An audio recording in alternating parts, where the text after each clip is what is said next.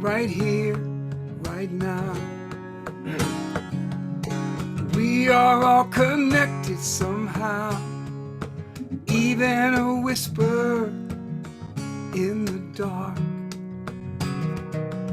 becomes a prayer that reaches out and touches your heart. A rising tide lifts us all. Every drop of water helps to keep the flow. When you make a ripple in the river of life, we will all be lifted, lifted by the rising tide.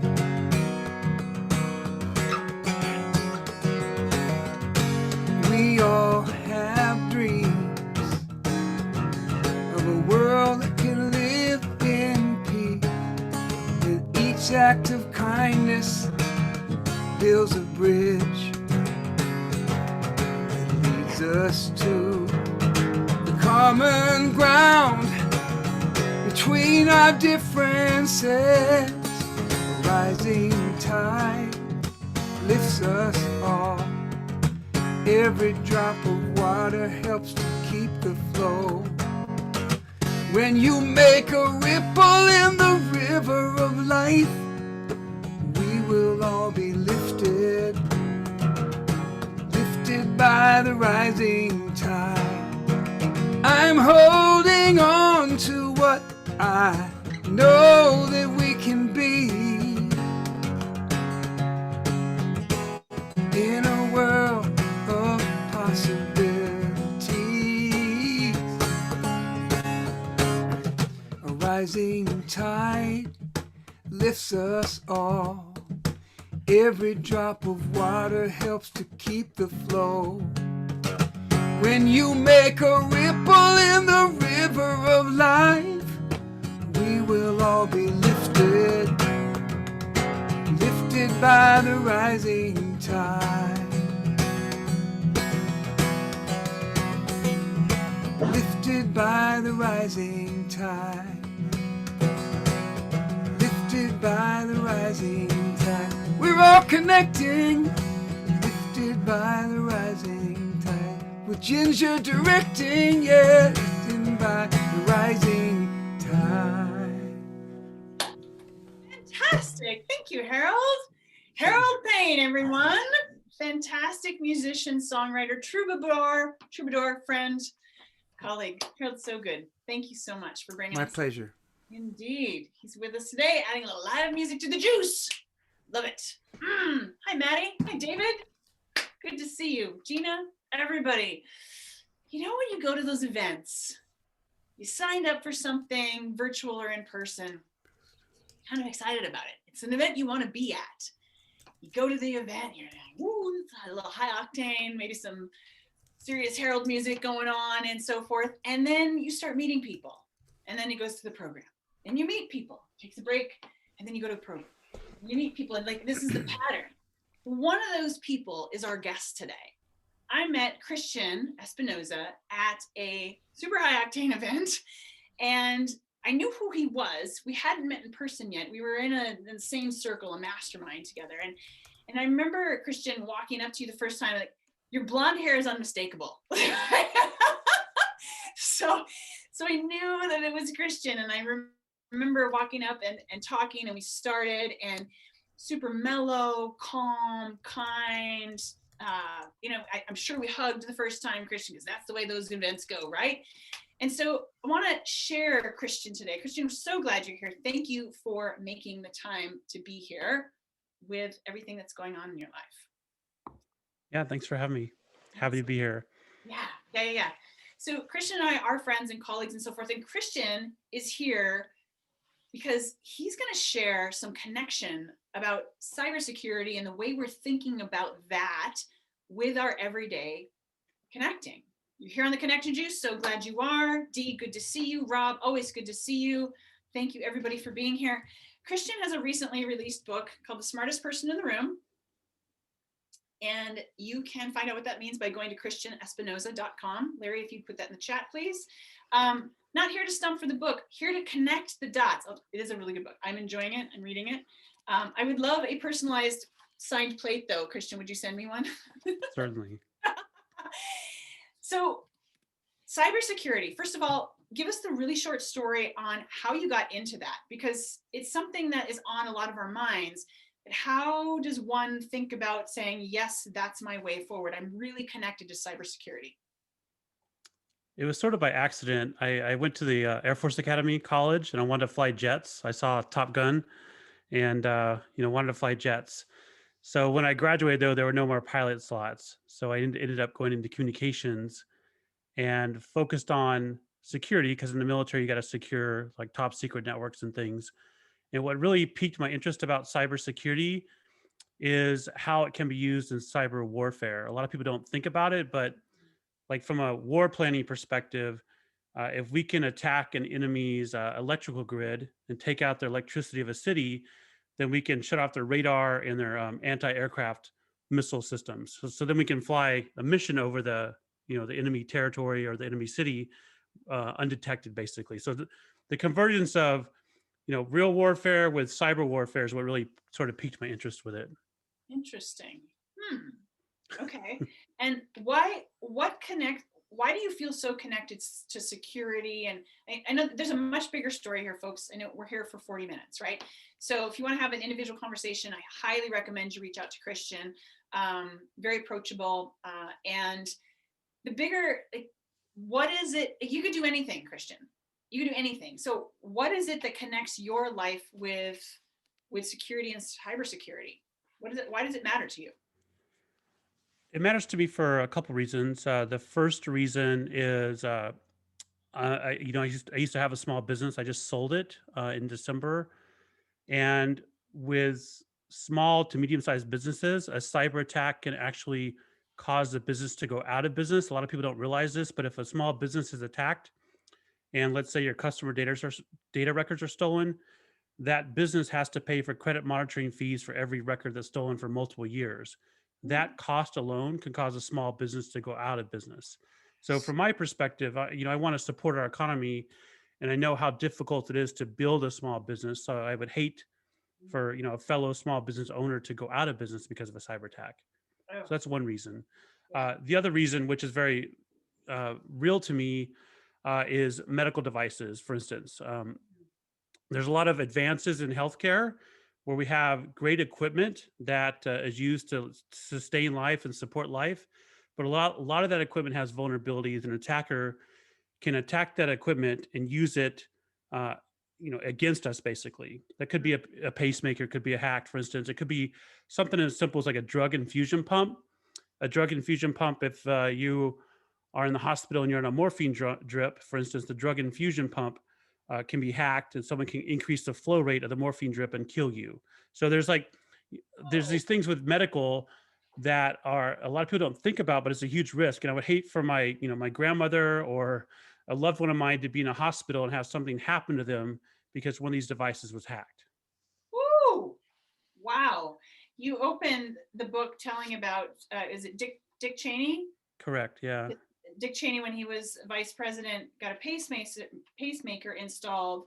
And when he found out his pacemaker was hackable, he had his doctor disable its wireless feature. My dad has a pacemaker. How many people here know somebody who has a pacemaker? Anybody else? Few of us, right? Like maybe we're one of them. That's frightening that there's that connection, that somebody else has that power over us. Oh, So there's so many ways we could go today. I want to make sure all of you, if you're new or returning, please know that at any moment you have a question, jump in, please. You don't have to wait for anything. You don't even have to put it in the chat. You can put it in the chat if you want, but just jump in and say, hey, what about this? Feel free. Christian is all yours right now. And so am I. So I'm going to go through 3 things about cybersecurity and connection today. And I'm going to use Christian's book as a guide. So, because even though Christian and I are friends, we've had a bunch of conversations, there's so much in here that I want to know, Christian.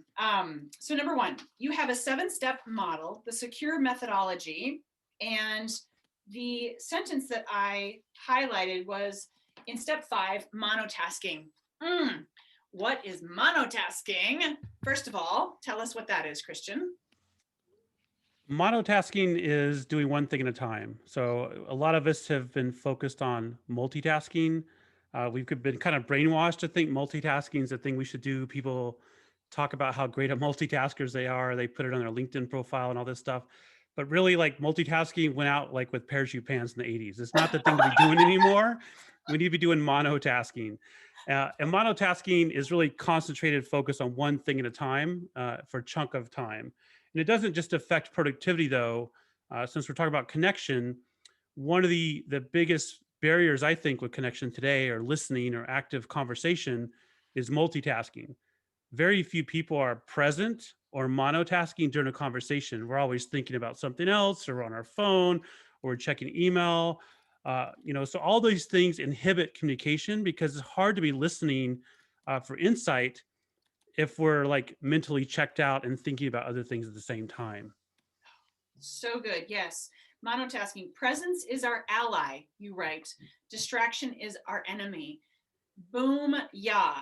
Like, if this is the only thing you get from the program today, like, let's not wave the flag, oh, I can multitask. We really can. It's scatter tasking. We just jump from one lily pad to the next. And I can imagine in the security world, we can probably all imagine this. If you take your eye off the ball, I mean, imagine you're that pilot, right? You take the eye off the ball for a moment, like, you can run into the mountain or all kinds of other things. That's no bueno. That's going to be a serious disconnect. So I love that monotasking, presence is our ally, distraction is our enemy. So good. So good. And I bet you could just tell stories upon stories, Christian, about your time in cybersecurity, about how distraction and trying to multitask really directly compromised or could have compromised quickly. Yeah, it's a huge problem in the industry, and everybody has like six. I use the analogy in the book. I talk about, I have real world stories. But a lot of people have like 6 monitors in front of them, like it's a wall, it's actual barricade between them and the person sitting next to them. So it's like it's like all these monitors, they're multitasking, but then they can't connect with anybody because you're separated by this big wall of monitors as well, and nobody can manage 6 things at once on 6 monitors, as an example. Right. You'd have to be a chameleon with 6 eyes. And then Exactly. It's all going to go to the brain, and that's going to be a cluster for the brain central, right? That's a really good point, Christian. When we have multiple screens, first of all, it can be incredibly helpful. I'm sure that several people here have multiple screens. I know my fine husband in the other room producing a show, he's got a big screen and then he's got his laptop screen. So you can functionally use that sometimes, but I'm going to guess, Christian, and tell me if I'm right or wrong, that like you still need to pay attention to one thing at a time. Yes. I mean, multiple screens can serve a purpose. You can be reading off one thing and typing notes on the other. There's reasons to have multiple screens, but you can't actively be doing something on all 6 screens. Right. It's not really possible. Right. And that's a huge connection point. It's literally not possible to connect with more than one person at one time. It's literally not possible for us to have our eyeballs be in 2 places. It's literally not possible for that to happen. So instead of thinking about what's not possible, let's think about what is possible. So Christian, let's flip that around. Like, what are some of the best things about when you're present and thinking about security and connection and serving and so forth? What are some of the best symptoms, so to speak, of this monotasking? I think it's listening skills, actively listening. So we tend to listen for things we can agree with or disagree with, rather than listening for insight. So I think it's important from a presence standpoint to listen and listen for the insight of where where somebody's coming from, which is a shift from what a lot of people do is, like I said, listening for agreement. Or listening to respond, listening to rebut. And we're getting some nods. Rob, you know what I'm talking about? Do you know, like, we all know what that's like, right?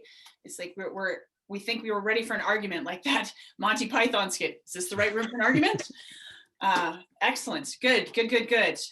Thank you. Let's keep rolling. Oh, here's one. This is so your book could be really frightening or it could be really encouraging, because I'm going to take it from the encouraging. It's like, I'm learning a ton about, oh, that's why, fill in the blank. So one of them, for example, there's 5 5 cybersecurity controls that stop 85% of all attacks. Interesting. And so we could look at that and think, there's 80, I'm going to get attacked. I'm going to do that. But then he's got this little graph. I hope reduce the risk. Like connecting well reduces your risk. Watching for what you need to watch for reduces your risk. Tell us a little bit about, Christian, about how paying attention to the most important things, and you're going to say it better than I am. How do you figure out what those most important things are to pay attention to connect with, to take care of your security well-being? I think you have to look at it from a risk and priority perspective. Okay. Not everything is equal in like my industry, and I think in life in general, we tend to not prioritize things and treat everything equally, and then we end up doing everything sort of like half-ass, really, instead of like the things that matter. So it's important to step back with a conversation with somebody or your work or anything, and figure out what the intention is before you go into it and what the outcome is you're seeking. And then you'll know when you're going through that engagement, whatever it is, that what the priorities are, because you know what the outcome is you're going for. A lot of us don't take the time. We just sort of like jump in the middle of something, and then we find ourselves kind of turning our head like on a swivel all around without going in a single direction or driving a conversation in a specific way. Mm-hmm. We become that whirlwind that just digs a hole in the ground as opposed to moves along. Mm-hmm. Yeah. Tell us a story, Christian. Tell me a story. Tell us a story of risk. Like, tell us a positive story from your experience of how somebody you've worked with, served, whatever that person is, how have they been really connected to wanting to protect themselves, engaging with you, and then what was right about the whole relationship there, where like you said, what are the priorities, and then what are the outcomes? Like, this person wanted to be protected. They knew that. They came to you, you helped them, and they got the outcomes because. Tell us a story around that. Well, I'll tell a story about myself and something I'm still working on. Okay. It's sort of aligned with what you're asking here. Uh, I talk about awareness in the book quite a bit, and being aware of like your triggers and your blind spots. And for me, something I've been working on is for some reason, um, and we all have our identity that we do our best job to protect. For some reason, when people, specific people, ask me certain questions, like how come you did this versus that? Sometimes the question, if I step back, they're just trying to like figure out what makes me tick. But for some reason, I get defensive about it. So my natural like response starts to be like, well, I did it because this, it's like a defensive response versus stepping back and just say, oh, this is just an innocent question. Why am I responding in a defensive manner? Right. But we often enter a conversation and have these triggers that set us down a path which isn't furthering the conversation or helping anybody. So from a vulnerability perspective, I have to be okay with like changing my identity a little bit and saying, what about this question here is making me defensive? And is me getting defensive really driving the outcome that I want out of this conversation? Because if I get defensive, then they're going to get upset and it's not going to be a pleasant moment, right? So we have to step back and kind of disassociate from the situation and look at the the risk of our actions and how those actions impact the scenario. Mm-hmm. Right. You talk a lot about your own personal growth, your background, and how you said in the book you reached a moment in your life, and a moment is a metaphor. You reached a time in your life where you found that you were jockeying for position, that you were bullying other people because you were unsure of where you were going in life, and you felt like you had to be the smartest person in the room to like, I don't know, just to show up. And so tell us a little bit more about that. Tell us a little bit more, since you brought awareness in, because connection is all about awareness. Security is all about everything. Fill in the blank is all about awareness, right? We all know that. We could all fill in those blanks. So tell a little bit of the story, Christian, of where like you reached that moment and then you decided that your own growth, like I'm butchering this, but tell us about that moment. And then how did you move forward, recognizing that this was not where you wanted to be? Well, I grew, part of this is based on my past. So I grew up in a very chaotic environment with like a drug addicted mother and poor, in a trailer on welfare and food stamps and all that stuff. So my environment was very chaotic. So I craved significance and I craved certainty growing up because I didn't have any certainty, and everyone looked down upon me because of my childhood, basically. So I wanted to be significant for something, and those two things got me pretty far in life. Significance, I wanted to be the best at everything, but I also, because of my childhood, realized. I thought early on that I couldn't rely on anybody else. So I wanted to be like me against the world sort of environment. Uh, and that got me to a pretty far. You can achieve a lot if you are significant driven and certainty driven. But at some point, I felt like I hit like the ceiling and I needed to shift my mindset. And this really happened when I had my own business because I didn't have it all figured out. Mm, I didn't really know what I was doing. So I joined like some peer groups, and to get to the next level, I had to sort of like just ask for help and change my, driving factors from like significance and certainty to more of a connection. Because if you're always driving towards significance, sometimes that causes your connections to suffer. So when I shifted that, I realized, like to get to the next level, I need to leverage my network of people more, mhm. reach out to people, belong to groups, and just ask for help. And that Right. was the journey of having my own business and had to figure things out is really what Mhm. led me down that path. Do you remember some of those moments where you literally consciously said, I got to change this. I got to start asking for help. Did you have some of those moments, Christian? I had many of those moments. I my business I started in 2014, and I funded it myself. So there was a lot of necessity there. When I'm struggling to make payroll and I am, I have no more money, for instance, and I'm like, you know, like I feel like getting in the fetal position and crying because I don't know what's going to happen. You start thinking, what can I do? What can I do? What can I do? And it's a lonely scenario to be in. So to me, it's like, I can't, I've been in this scenario too many times. I need to do something differently. And that's when I, started joining groups and connecting with people and asking for help because, a journey as an entrepreneur, for instance, it doesn't have to be a lonely journey. People always like to say it's a lonely journey. It only is if you make it lonely. There's Oh, hang plenty on. of other people along the Say that same journey again. as you. Yes, say that again. It's so true. Go ahead, say it again. Oh, that the journey as an entrepreneur is only lonely if you make it lonely. That there's, Yes. yeah. Yes, it doesn't have to be lonely at the top. And this guy, you've scaled mountains, you've done Ironmans. In fact, his Twitter handle is Iron Racer.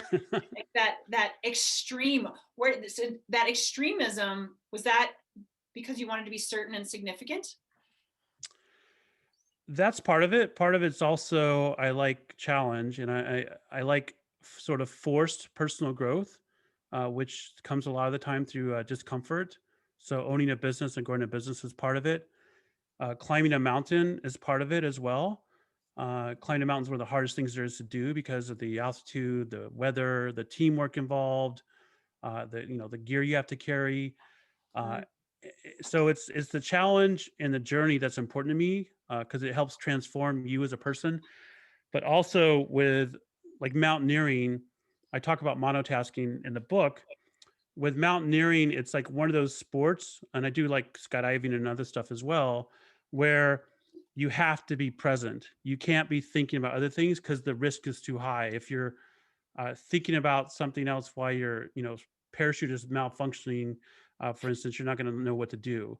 Mountaineering, like I climb Mount Elbrus, which is the highest peak in Europe. It's in Russia, and I zoned out for a second, and you have to like climbing up a steep slope. You have to kick these steps in with your crampons, and like so you have a stable footing. I zoned out for a second and didn't kick the step in far enough. So when I stepped up, the whole like ledge went out and I slid down the mountain and like started picking up speed, and I had to like flip over and use my ice axe to stop the slide. And stop myself. But the reason I fell though is I wasn't present. I zoned out for a second. So the risk is really high. And if I didn't like get my wits about me, I could have just slid all the way down the mountain and died probably. But the risk is high, and that presence, it's one of those moments where you have to be present. So I think the journey, the transformation that comes with that, and the forced presence is what's important to me with those extreme sports. Wow, so good. I'm glad you made it today. And that slide can be a metaphor for a lot of things, right, Christian? It's we don't pay attention. We lose our footing. That's literally what that means. I'm gonna think of you now. And then I had to climb back up to where I started again. So yeah. Oh man. Oh, it's fantastic. So many stories. What I'd like from you next, Christian, and again, anybody has questions, jump in anytime. What I'd like you to do is share 3 ways we can be thinking about protecting our cybersecurity. Like, what are 3 really straightforward ways? And I ask that because I know you've probably got 100. I also love in your book where you said, look, this isn't that complicated. Like, what are the most important things? And different industries have different important things, and different people have different important things. So, Christian, for the everyday great person who's in this room today, what are 3 really straightforward, I'll say, ways to think about protecting what we have? One way is to use a different password on all of your systems. I know people say this all the time, but the reason you want to do it is if your password is compromised on, let's say, Dropbox, typically your username is your email address and your password is, a password. That same username and password, if you use it on other systems, the attacker is going to use it against all the other systems. And they don't manually try this. They have an automated way that says these are the top 100 systems people use. If they get your password from one, they'll try it on the rest of them. So your life will be much more difficult to recover from if you have the same password on everything. Okay. All right. So different passwords. Do you extol things like KeyPass and different applications that can help generate hard ones? Yeah, like 1Password or LastPass are a couple ones that I recommend. Yeah. Okay. All KeyPass right. is good as well. Yeah. Okay. So different passwords. That's one. What's the second thing?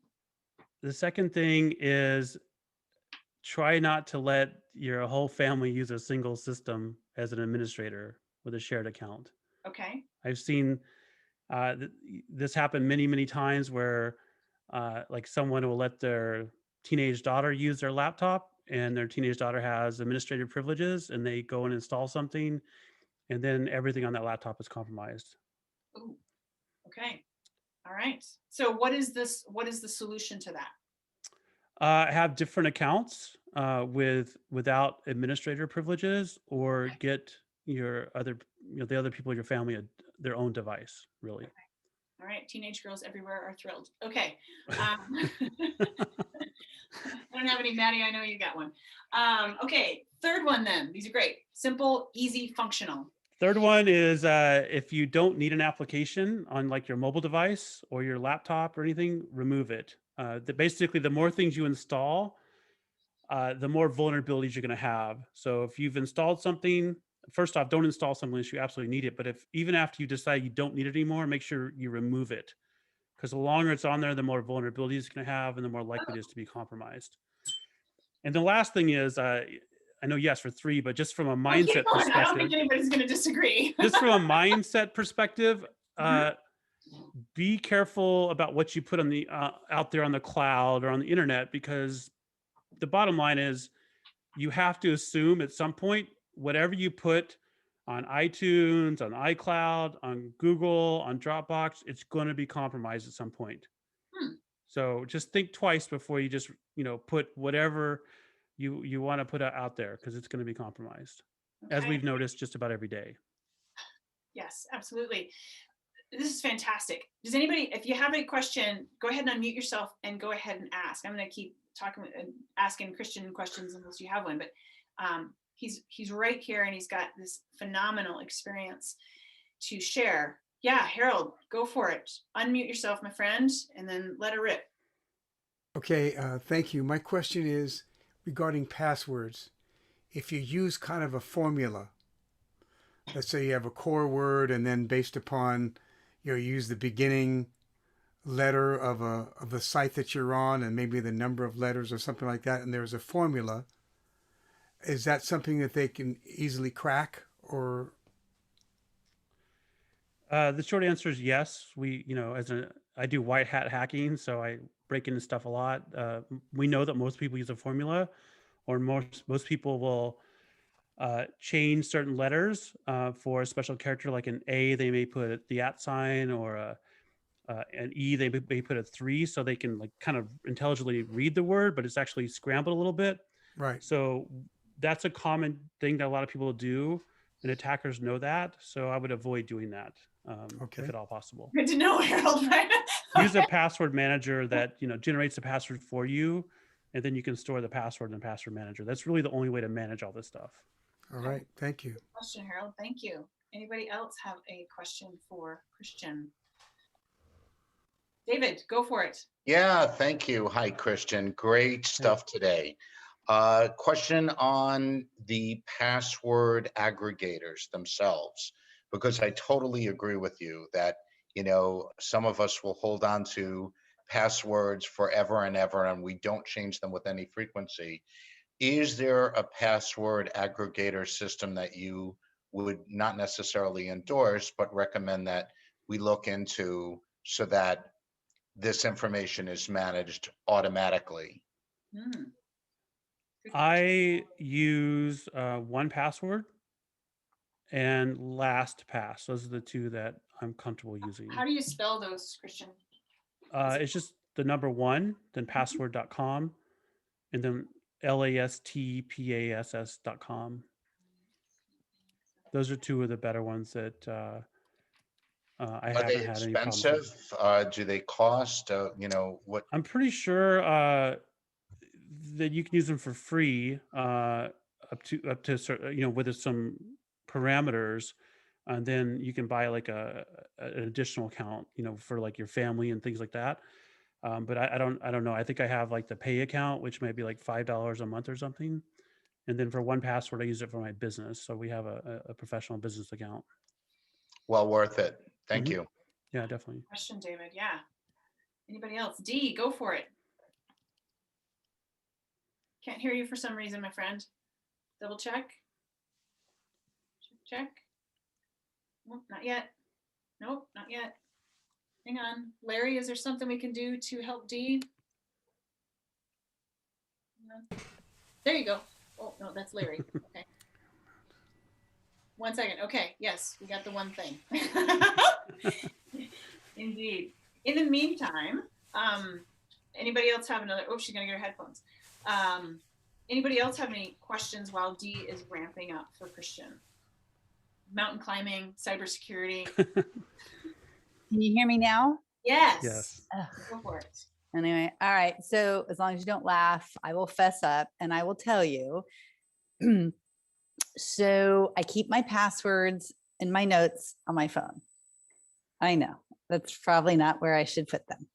So are you saying that this LastPass or this 1Password is a place that you can store your passwords and then access them, or will give you passwords? And then if it's one that gives you passwords, where do you store all your passwords so you know what your passwords are?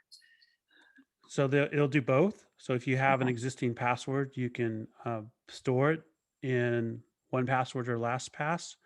If you don't want to come up with a new password, it will generate one for you, and it'll generate it based on your criteria. It could be 15 characters of random stuff. It could be a phrase of like, I like to eat apples on Sunday or something like that. It might be easy to remember, but it'll store that for you and generate it for you. Okay. Stored securely. Yeah. So if you can, I would recommend getting it off your notes on your phone. I know. I fessed up. I know it's embarrassing to tell somebody like you that I do that, but at least I can find them. My husband can never find his passwords, but I can find them. So there you go. Well, you're not alone, D. Thanks, David. How to save you there, my friend. Thank you. Thank you. But if anybody knows like my dog's name or something, or my other dog's name, it's like, oh boy. Yeah. So, all right. Thanks, Christian. Good question. Sure. Yeah. John, What's your question? I wanted to thank him for talking about listening. As someone that's politics and becoming someone that's actually running for politics, that's one of the hardest things for politicians to do is to stop and listen to people and to actually look like we're listening to people. We don't do it very well. And it's a really hard thing to learn to do is to stop and actually pay attention to when someone's talking to us. Because if we don't, how are we supposed to create policies and actually do the work that we're hired to do when the voters, elect us? So thank you. Right on. Excellent. Yeah. Thanks, John. What are the things about Bill Clinton that everybody liked so much is he made everyone feel like they were the only person in the room when he was talking to them. So that's what gave him his popularity and his charisma is everybody felt special when they were around him. So that like you're talking about, John, the ability to like listen to people because people really want to feel understood and appreciated. And most of us go through our lives every day where everyone is sort of like half listening to us. So if somebody actually listens to us for a minute and gives us some presence, it means a lot to most of us. You've got your picture. You had your picture taken. What was that, in high school with the great big hair with Hillary and Bill, correct? Because you grew up in Arkansas, correct? I did. I grew up in Arkansas, and I was school one of the top students in Arkansas. So I got invited to the governor's mansion where Bill Clinton was the governor of Arkansas, and I met him and Hillary with my grandparents. Excellent. Yeah, I like that picture. Is that your book or your website? It might be on my website. I did post it on social media though. I had the metal 80s hair. Yeah, you had to use Aquanet and tease it. Yeah. No flames, please stay away. So, Exactly. yeah, right on. Excellent. Does anybody else have any other questions for Christian today on really paying attention? Dee, you got another one. Okay, great. Yeah. Oh, Thanks. Can you hear me again? And thanks, John, about bringing up the listening. And I'm in sales, right? And so we are just, whether it's intuitive or trained in sales, to really listen. But I'm finding on Zoom that people are over it, right? Everybody's got Zoom fatigue, and people know how to put their phone down here and multitask and have multiple screens. And I'm working at home, and so I refused. I'm on the dining room table. I refuse to have my other screen like I did at the office. But my VP, who I talk to every day on Zoom, so I know how to get other people to listen to me, but she's constantly multitasking. I've got a great rapport with her.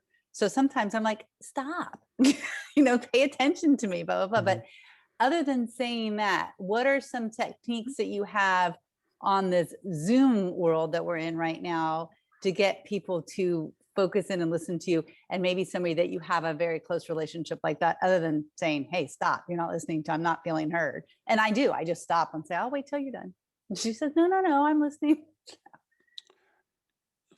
With Zoom, my company had been using Zoom since like 2015. We were like one of the first people to use Zoom. So what I did, because we had the same problem, is I established like Zoom etiquette and core values. So everyone, if you're on a Zoom meeting, your video's on, you're present, you're monotasking. And that also meant though that the meetings had to have a purpose and a desired outcome. So we're not just meeting for the sake of a meeting. We have a meeting, an agenda, and a purpose. And it's not a monologue, because a lot of meetings today where people, just one person's talking, that could be pre-recorded. It's a dialogue. So people are expected to collaborate in the meeting. And then if people don't follow those standards, I would have a discussion with them. And that, it's a culture thing, really.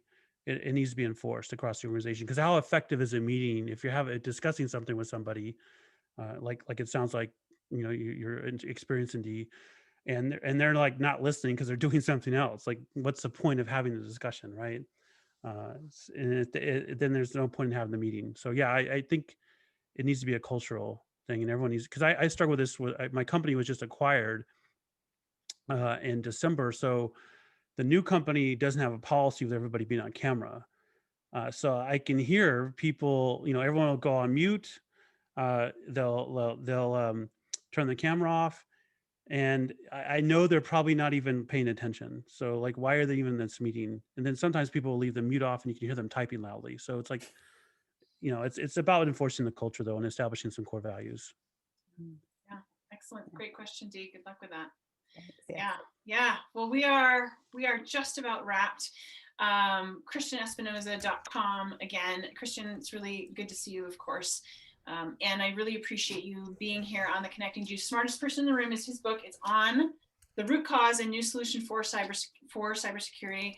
Clearly, there's way more than just cybersecurity that Christian offers. And I appreciate all of you being here today.